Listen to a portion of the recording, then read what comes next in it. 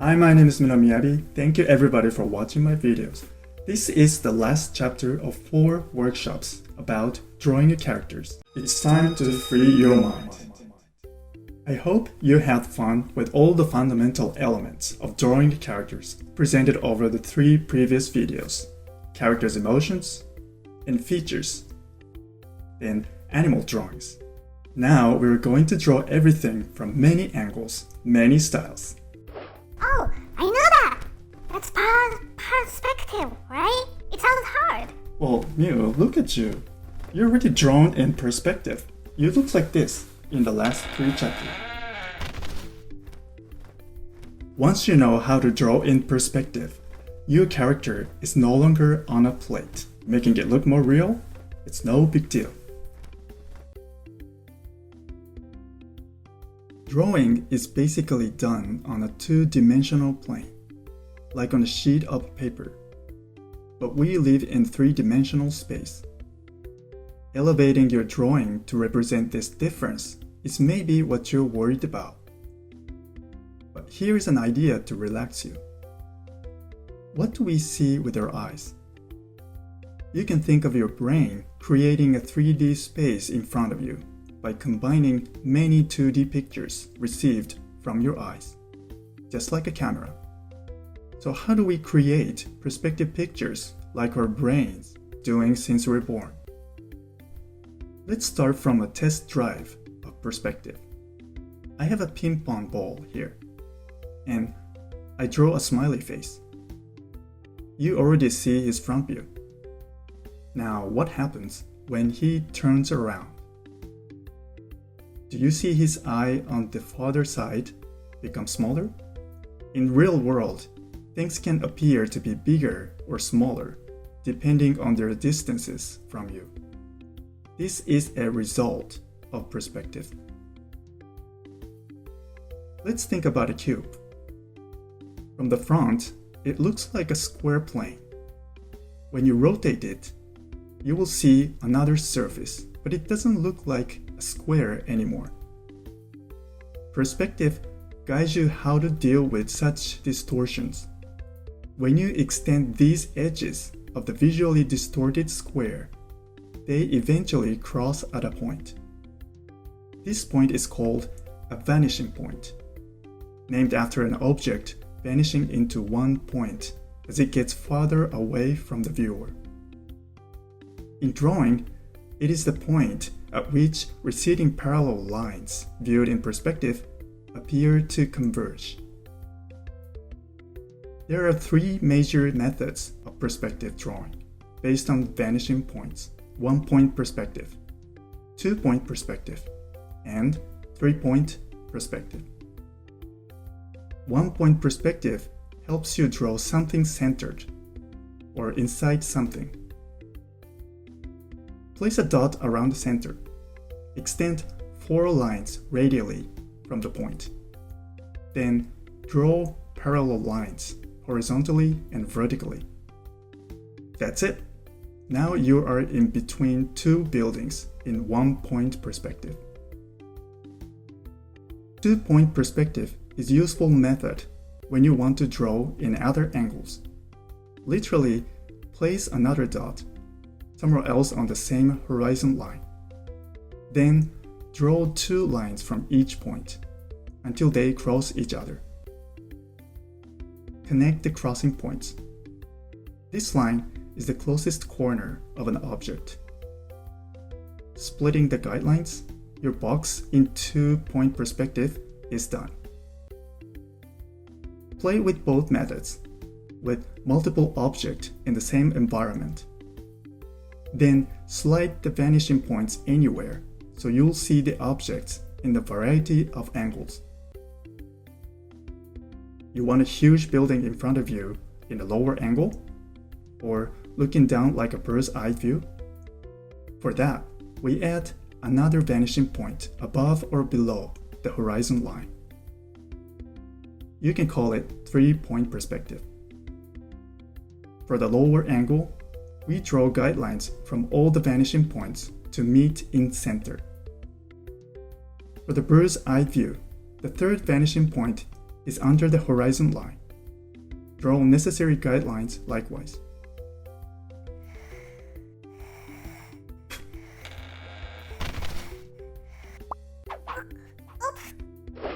Okay, I'll stop with the academic stuff. However, perspective is used often among artists. For example, manga artists. Think about it. Manga has a lot of work with characters and buildings, etc. Then you have many shots in many pages. Your drawing could be messy. This is a simple, fast, and traditional approach to avoid wasting your pencil and eraser. If this is too hard or too boring, you can go to the next section now. Otherwise, come back whenever you feel like trying it. Please make the best use of pause and rewind.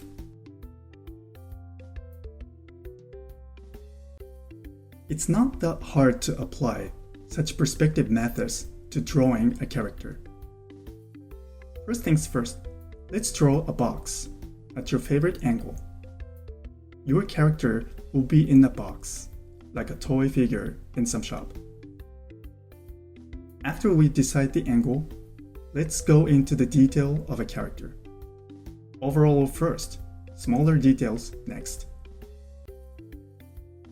Let's put the stick figure in a box to begin. To do that, divide the box with perspective guidelines to simply mark positions of body parts. The stick man now is in the box. Let's break down what our character will look like. We make it our balloon man. At this point, each balloon simply means each body part. We draw all the balloons on the closer side of a character. Then, draw perspective guidelines to find each location of the balloon in the other side. When it's done, draw the balloons in the other side. Again, this is not a math, so we work on it as it looks and as it feels. Those of you who want to go into fingers and toes, let's hold it for now. I might need to talk about hands and feet another time, although they're pretty much drawn the same way as the other body parts, with this little balloons method I just explained. Now let's move on to another level of detail. We change the balloons to be a bit more realistic shapes. Base the shapes on what you see yourself in a mirror, or on people around you, or people from pictures. If you're unsure, you can always go back to real-life references. Just here, I will explain a little bit about the head. Adding a circle is the first step. Then, grow a chin like this. The ears appear on each side of the head. Now let's remember the ping-pong ball. You can draw perspective guidelines, then a simple circles for eyes, a nose, and a mouth, based on the perspective. This is how you build the character's structure in perspective.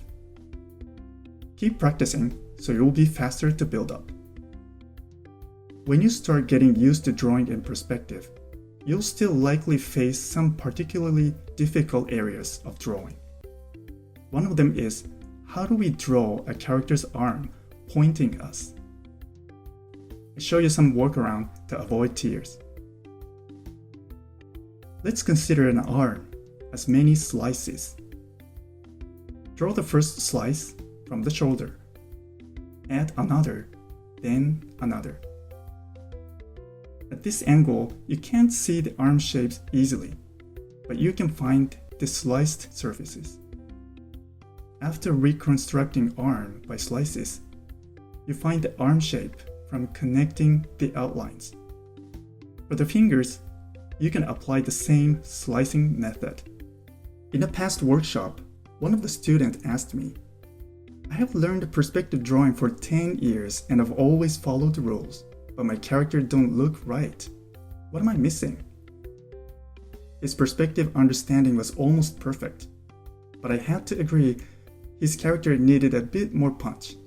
They lacked posing.